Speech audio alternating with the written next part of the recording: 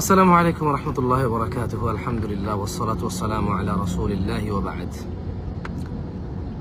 আমরা আজব, আমরা নিজেদের অপরাধকে অধিকার মনে করি, আবার অন্যের অধিকারকে অপরাধ মনে করি। 1945 সালের আগে যে নাম পৃথিবীতে ছিল না,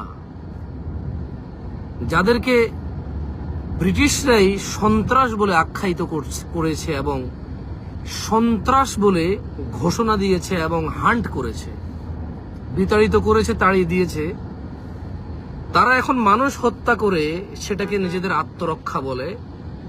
এবং যাদেরকে আমরা অনুকরণ করি, যাদেরকে আমরা পৃথিবীর সবচেয়ে সভ্য মনে করি, অ্যাডভান্স, ভদ্র, নম্র, সুশীল মনে করি, যাদেরকে আমরা সুন্দরী মনে করি, যাদের চেহারার মতো আমাদের চেহারা হোক আমরা যারা চাই, যাদের বৈবাহিক সিস্টেম আমরা করতে চাই আমাদের, যাদের খাবার দাবার তারা যা খায় আমরা তা খেলে নিজেদেরকে বড় লোক ও সভ্য মনে করি, তারাই আজ তাদের হত্যাকে তাদের আত্মরক্ষা বলছে। আর নিহত, নির্যাতিত, নিপীড়িত মানুষকে তারা বলছে সন্ত্রাস। আমরা মানুষ বড় আজব। আমরা আমাদের স্বার্থে সত্যকে মিথ্যা বলি, মিথ্যাকে সত্য বলি। আমরা রোগাক্রান্ত হই সেটাকে অসুস্থ বলি, আবার অন্যের সুস্থতাকে আমরা অসুস্থ বলি। 1945 সালের আগে যে নাম কেউ শুনিনি, এমন একটা নাম নাকি এখন পৃথিবীর সর্বোৎকৃষ্ট নাম। হত্যাকারীরা হত্যা করে বলছে, মানে বিষয়টা কেমন? আপনি একজনকে ঘুষি মারছেন, সে বলল যে ঘুষি মারলি কেন? ঘুষি মারতে আসছে আরো বড় বড় দুইজন ভদ্র নম্র তথাকথিত মানুষ এসা যে ঘুষি খাইছে তারা ধরে বলতেছে যে আরে ভাই তুমি তারে মারতে যাচ্ছ কেন? আপনি বললেন যে ভাই আমার ঘুষি মারছে কোনো কারণ ছাড়াই, আমারও জিজ্ঞেস করবো না তুই কেন মারলি ঘুষি। এখন ওই তথাকথিত দুইজন সভ্য, ভদ্র, নম্র, সুশীল মানুষ বলছে যে আরে ভাই ওর আত্মরক্ষার অধিকার আছে। আরে আত্মরক্ষা কার থেকে করবে ও? এখানে তো আত্মরক্ষা আমারে না দরকার। সে আমারে মারতেছে, সে আমার মারতে আসছে, আমি না আত্মরক্ষা করব? আমি না তারা দুটা লাগামু ভালো কইরা, তারা আমি না দুটা কানের নিচে দুটা বসাবো আমি কেন? যাতে সে ভবিষ্যতে আর এরকম আক্রমণ না করে, আর অন্যায় অত্যাচারে সে লিপ্ত না হয়, যাতে সে তার দাম্ভিকতা, অহংকারে, সন্ত্রাসবাদ তার না উঠে আসে। আমি না আত্মরক্ষা করতে তার দুটা লাগানো উচিত। এখন যে মারে, আক্রমণকারী নাকি আত্মরক্ষা করবে কিভাবে? আক্রমণকারী কিভাবে আত্মরক্ষা করে?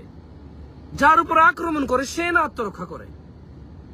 আর টু বি অনেস্ট, এই আকাশ থেকে এই গোলা খসে পড়ে, ওই তথাকথিত সভ্য লোকজন বলে আকাশ থেকে এলিয়েন নামে, তারা বলে যে আকাশ থেকে একটা পাথর নামছে, এটা অ্যান্টিক পিস, এটা 20,000 বছর আগে নামছে, আকাশ থেকে পড়ছে।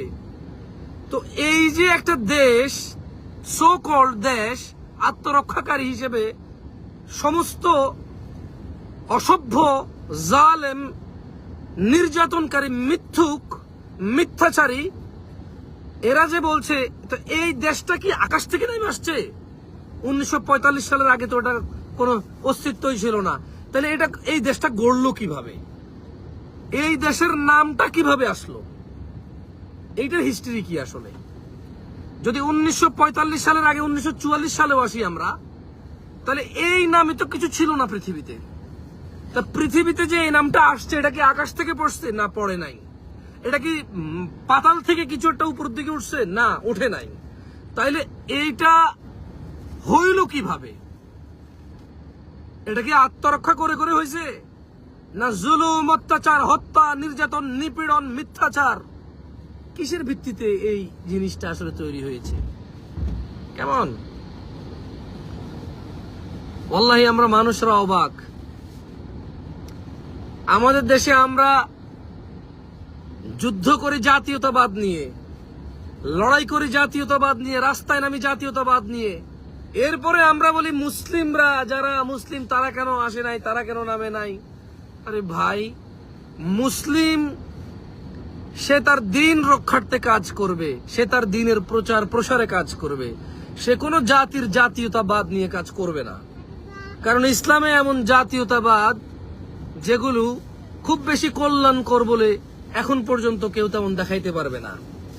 প্রথমে একটা দেশ থাকে বিশাল বড়, ওইটা একটা জাতীয়তাবাদ থাকে, এরপর ওইটা ভাঙ্গে আরেকটা দেশ হয়, এরপরে দুইটা জাতীয়তাবাদ হয়, এরপর ওইটা ভাঙ্গে আরেকটা দেশ হয়, তিনটা জাতীয়তাবাদ হয়।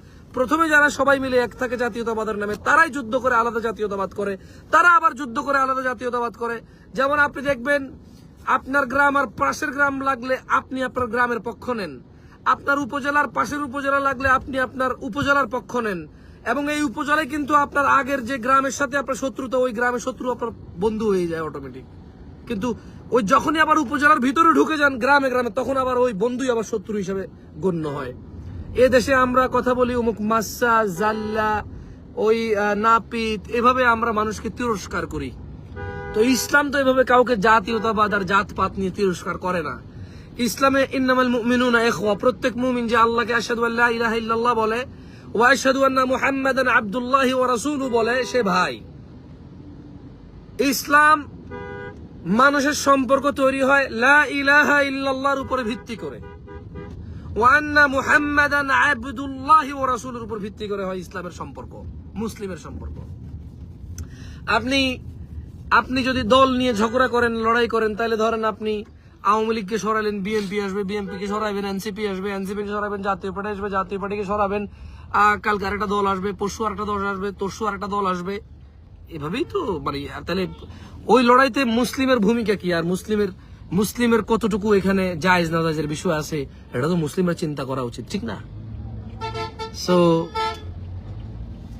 ইভেন বর্তমানে বিশ্বে যে যুদ্ধগুলো হচ্ছে, সেই যুদ্ধগুলো কতটুকু ইনসাফের উপরে সেটাও বলা মুশকিল। বাট একটা দেশ জালেম, এটাতে কারো কোনো সন্দেহ নাই।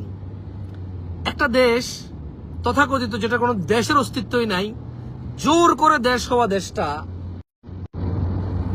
পৃথিবীর বুকে ওর চাইতে জালেম আর কেউ না ছিল, আর কেউ না আসবে। এইরকম একটা জালেম ধ্বংস হবে খুব শীঘ্রই ইনশাআল্লাহ। নিজেরাই কামড়াকামড়ি করে মরবে। তাদের বন্ধুরা যারা এখন ওদের রণতরী পাঠায়, তারা শত্রুতে পরিণত হবে ইনশাআল্লাহ। কাঁটা দিয়ে কাঁটা উঠবে, জালেমই জালেমকে ঠিক করবে। তারা তাদের ভাগাভাগি, কোথাও না কোথাও তাদের ভাগাভাগি নিয়ে প্রবলেম হবে, সেদিন তারা লেগে যাবে। আপনি দেখেন আজকে অনেক দেশে যুদ্ধ হচ্ছে, আপনি 30 বছর 40 বছর 50 বছর আগে চলে যান, তারা অন্তরঙ্গ বন্ধু ছিল। আপনি দেখেন যখন ইরাক আর আমেরিকা যখন যুদ্ধ, তখন কিন্তু আমেরিকার যারা বন্ধু ছিল আজকে তারা আমেরিকার শত্রু। আপনি দেখেন লিবিয়ার গাদ্দাফিকে যখন টেক ডাউন করে, তখন আমেরিকার যারা বন্ধু ছিল তারা আজকে আমেরিকার শত্রু। তো বন্ধুরা শত্রুতে পরিণত হয় কারণ তারা দ্বীনের উপরে বন্ধুত্ব করেনি, তারা দ্বীনের খাতিরে বন্ধুত্ব করেনি, তারা তাদের দুনিয়াবী স্বার্থ, রাজনীতি, তাদের কৌশল, তাদের হৃদয়ের কামনা বাসনা, আধিপত্য বিস্তারে তারা বন্ধুত্ব করেছিল। আর আজ আপনি দেখবেন, আজকের দিনে আপনি দেখবেন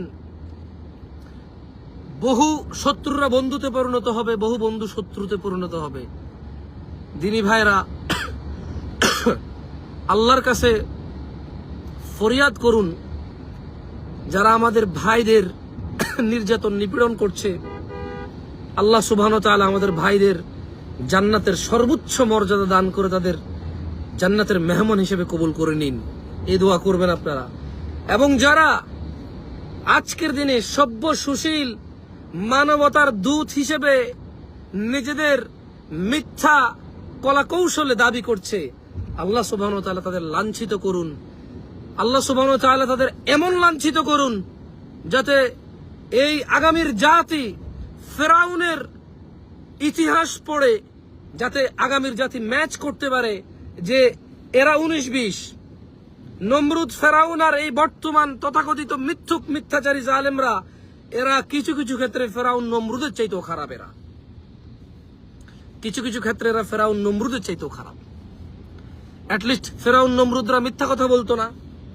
ফেরাউন বলতো ফাকালা আনা রাব্বুকুমুল আ'লা, ফেরাউন বলতো তোমরা সবাই বলো আমি সবার উপরে রব। মিথ্যা বলে না, এটা তার দাবি।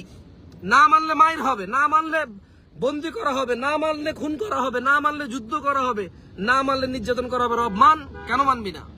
কিন্তু আজকের দিনের এই মুনাফিকরা তারা বন্ধু সেজে এসে শত্রুতামি করে, তারা মানবতার নামে তারা জুলুম করে, তারা বন্ধু সেজে আসে প্রভুত্ব দেখায়। তারা বলে যে তারা বন্ধু, কিন্তু তাদের আচরণ মনে হয় যেন তারা নিজেদেরকে প্রভুর চাইতে বেশি কিছু মনে করে। এমন মুনাফিকি, এমন মিথ্যাচার ফেরাউন নমরুদরাও করতো না। এমন দ্বিমুখী আচরণ ফেরাউন নমরুদরাও করতো না। আল্লাহ সুবহানাহু ওয়া তাআলা সত্যের বিজয় দান করুন। তিনি সুবহানাহু ওয়া তাআলা আমাদেরকে, যারা সত্যবাদী, যারা মজলুম, তাদের পক্ষে থাকার তৌফিক দান করুন। মানসিক, শারীরিক, অর্থনৈতিক, মৌখিক সবকিছুতে আল্লাহ সুবহানাহু ওয়া তাআলা আমাদেরকে অংশীদারিত্ব রাখার তৌফিক দান করুন এবং আমাদের কল্যাণ করুন আর আমাদের ভাইদের হেফাজত করুন। আর আল্লাহ সুবহানাহু ওয়া তাআলার কাছে বদদুয়া করি, জালেম, মিথ্যুক, মুনাফিক তাদেরকে তিনি লাঞ্ছিত করুন, তাদেরকে তিনি ধূসর করুন, তাদের তিনি উচিত শিক্ষা দান করার ব্যবস্থা করে দিন। আমাদের মাধ্যমে, আমাদের সন্তানদের মাধ্যমে, আমাদের পিতামাতার মাধ্যমে, আমাদের পাড়া প্রতিবেশী, আমাদের ভাইদের মাধ্যমে, যাতে এই পৃথিবীর কিয়ামত পর্যন্ত ইতিহাসে এদের এই জঘন্য আচরণ, এদের এই মিথ্যাচার, এদের এই ষড়যন্ত্র প্রকাশ থাকে এবং এই থেকে বাকিরা শিক্ষা নিতে পারে। জাযাকুমুল্লাহ খায়ের। আসসালামু আলাইকুম ওয়া রাহমাতুল্লাহি ওয়া বারাকাতুহু।